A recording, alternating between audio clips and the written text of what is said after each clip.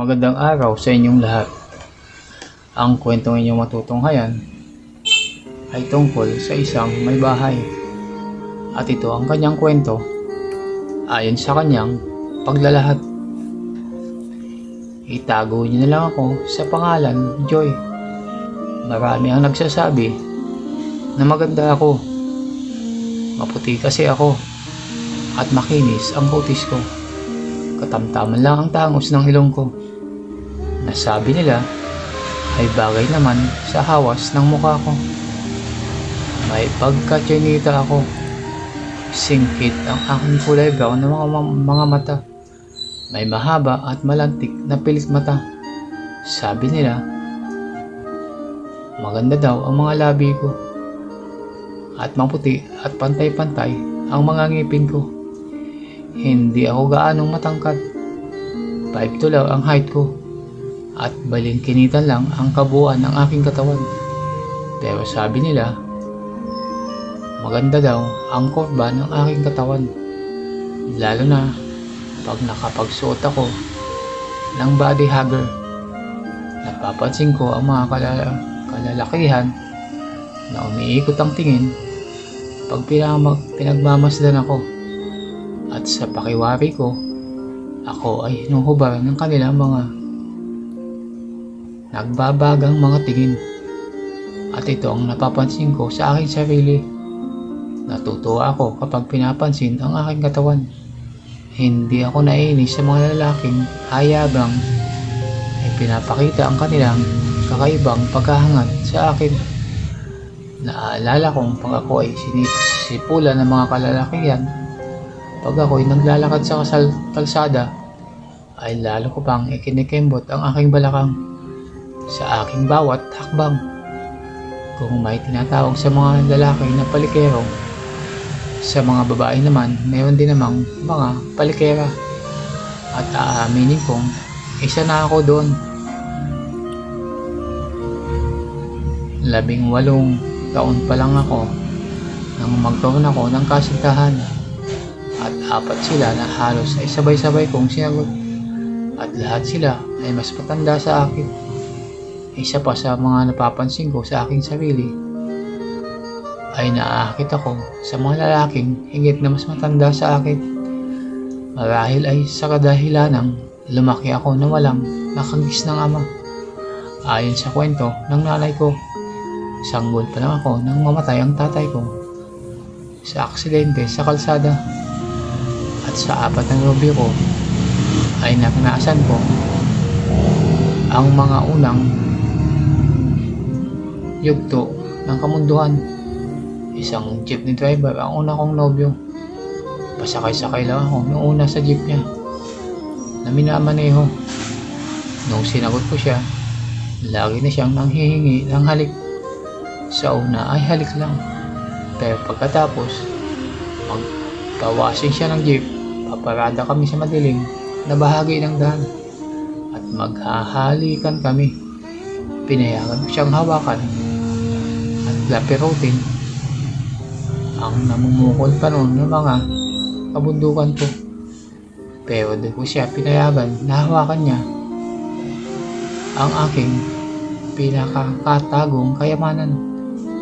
Ang isa ko pang unang nobyo ay security guard ng army school. Nabaitan ako sa kanya. Lagi niya ako binibigyan ng kung ano-ano. Kaya nang niligawan niya ako, agad ko siyang sinagot. Minsan, nagpapagabi ako sa school. At sa guardhouse nagaganap ang kakaibang sitwasyon namin ng pangalawa kong nobyo. Pinapayagan ko rin siyang dantayan ako maliban sa aking tagong kayamanan. Ang pangatlong nobyo ay ang kapitbahay namin nag-aaral sa Maynila. At pag semester break lang siya umuwi. Isang beses lang nangyari ang kakaibang romansa namin. Nang gabi na sinagot ko siya, halik at dantay lang ang nagawa niya sa akin. Pagkatapos nun, lumawas siya kinabukasan at di na kami nagkausap pa. Ang ika-4 na una kong nobyo ay ang vendor sa tapat ng school namin. Nagtitinda siya ng fishball. Lagi siyang nakatingin sa akin. Noong una ay dinadagdagan niya lang ang binibili kong fishball. Kalaunan ay di na niya tinatanggap ang aking bayad. Kaya nang sinabi niyang gusto niya ako at tinanong niya kung pwede niya akong maging girlfriend, ay tumango ako. Halik at dantay lang naman ang katumbas ng pag-uo ko sa kanya. Hindi rin naman ang nagtagal ang relasyon na yon. May asawa na pala yung driver at ang sikyo. Yung vendor naman, nakahalik lang at konting dantay. Ang turing na sa akin ay asawa niya at napakasiloso. Kaya kinalasan ko agad. Sa ganun, binansagan nila akong easy girl. Hindi ako nagpapakipot at magaan kong binibigay ang uko ko sa mga naliligaw sa akin. Dahilan sa hindi ako kayang pag-aralin ng nanay ko sa kolehiyo, ay high school lang ang natapos ko at namasukan na ako. Natanggap naman ako sa isang pabrika ng mga garments na iniluluwas sa ibang bansa. Matapos akong dumaan sa isang linggong pagsasanay, ay nagtrabaho ko bilang operator ng embroidery machine. Isang buwan pa lang ako sa pabrikang iyon na nagtatrabaho sa nasabing pabrika nang ligawan ako ni Redin, ang security guard sa pabrika. Isang linggo pa lang siyang nangliligaw sa akin ay sinagot ko na siya agad. Subalit sinabi kong ilihim lang muna ang aming relasyon at hindi pa ako regular sa pabrika. At isang buwan din ang nakalipas nang ligawan din ako ni Toby, isang maintenance mechanic sa pabrika. Sinabihan ko rin si Toby na ilihim ang aming relasyon, kaya hindi alam ni Toby at Redin na pareho silang nobyo at pagkasosyo sila sa akin. Para masarap sa pakiramdam ko na pinag-aagawan ako ng mga lalaki. Hindi ako seryoso sa pakipagrelasyon sa dalawa at di ko alam kung seryoso din sila sa akin. Hindi mahalaga sa akin yun. Ang mahalaga sa akin ay yung mga ginagawa nila para sa akin. May naglibre sa akin ng merenda, naghahatid sa akin sa boarding house, nagbibigay ng kung ano-anong mga regalo, at syempre, nagpapasarap sa mga sitwasyon na kaming dalawa lang ang magkasama. At pinagbibigyan ko sila pareho sa mga date namin. Sumasama ako sa sine, sa pamamasyal, at pinagbibigyan ko ang pangungulit nila. Maliban lang doon sa isa, ayoko pang ipagkaloob sa kanila ang aking tinatagong pagkababae. Hanggang halik lang at dantay ang kanilang nagagawa sa akin. Pero sa lawahan man ng puso ko at aaminin kong malandi ako, ay dumating mga sandaling nakatagpo ako ng katapat at natuklasan kong parang tama ang kasabihang, ang bawat paloyo ay may katapat na sunong. Sapagkat sa pabrikang iyon ay natagpuan ko ang lalaking nagpatibok sa puso ko. Hindi magandang lalaki si Ted. Maliit siya. Baka mas patangkad pa ang height ko sa taas na 5'2". Manipis ang katawan niya at parang hindi niya kayang bumuhat ng mabibigat na bagay. Tatlo kaming magkakadikit ang mesa sa aming ginagamit ng mga special na makinang panahi. Si Marita, si Christy at ako. Magkasing edad kami ni Christy at may edad sa amin si Marita ng 2 taon. Ang mesa namin ay nakatalikod sa opisina ng maintenance engineer. Kaya pag umupo kami sa harap ng mga makina, ay nakaharap kami sa mismong harap ng opisina ng engineer na malinaw na salamin ang nakatakip, kaya kita namin ang nasa loob at kita rin kami ang nandun. Maribel, Joy, kilala mo na ba si Ted? Tanong sa akin ni Christy. Sinong Ted? Tanong ko kay Christy. Yung nakaupo na yun sa lamesa ni Engineer Amamyo. Sabi ni Christy, itinuro ang patpating na lalaki na nakatagilid sa amin at parang may ginugungit sa drafting table na Engineer Amamyo.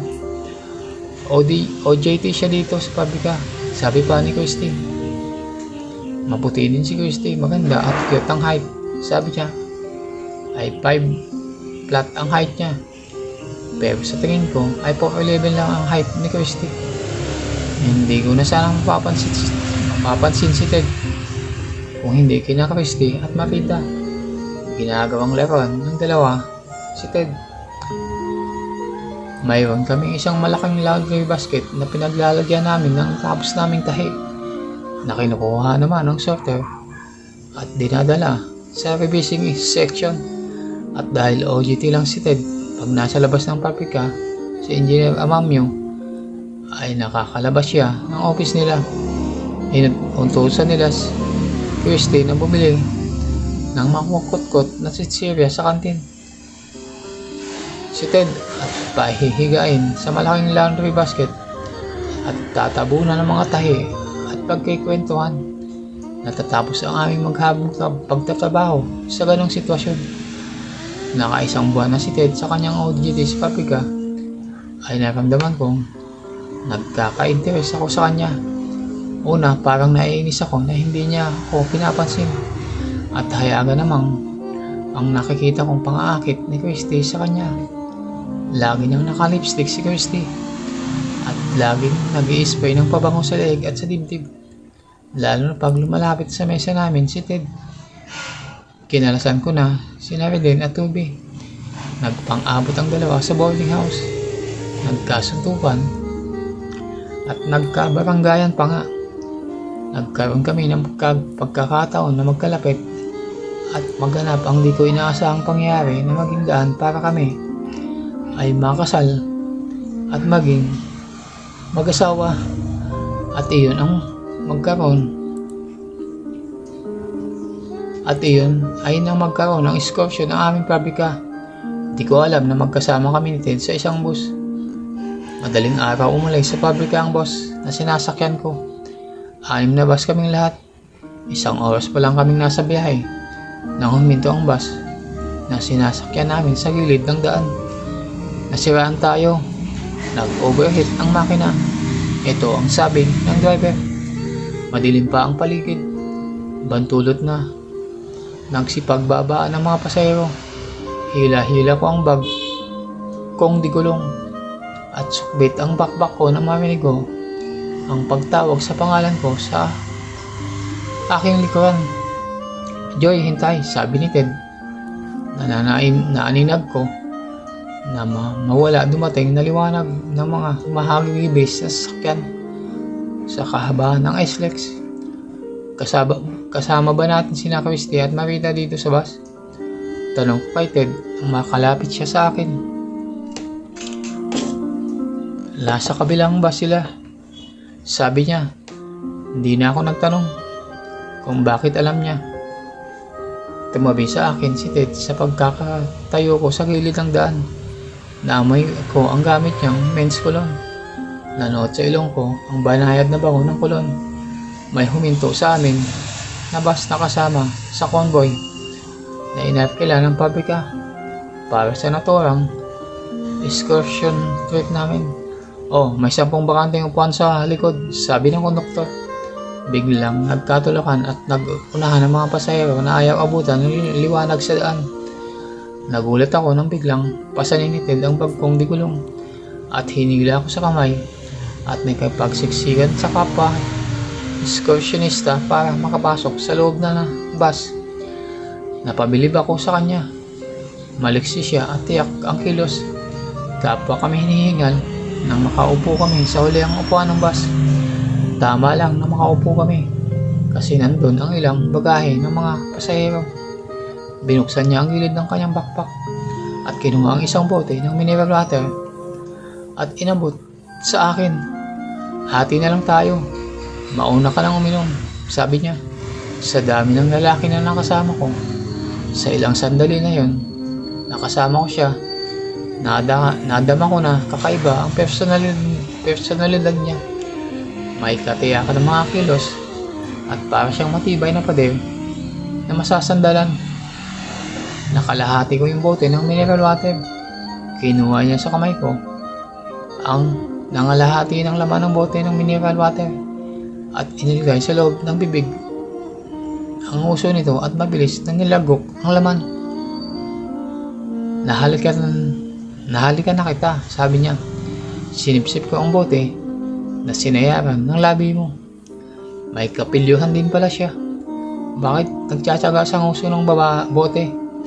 Kung pwede mo namang halikan ang labi ko. Panunukso ko sa kanya. Bawal eh, sabi niya. Napakunot noo ko sa sinabi niya. Bakit bawal? Tanong ko sa kanya. Bawal manghalik pag hindi syota, sabi niya. Nangliligaw ka na ba sa lagay na yan? Tanong ko. Grabe, pati sa panliligaw. Ibang klase siya. Tumango siya. Sige. Oo na, sabi ko naman. Tamang-tama naman na pinatay na ng driver ang ilaw sa bus at nagpatuloy na ito sa pagbiyahe. Nasa huli ang upuan kami, kaya medyo makalog. Bahagyang lubak lang ay parang tumatalbog-talbog kami. Ilang minuto kaming walang imikan.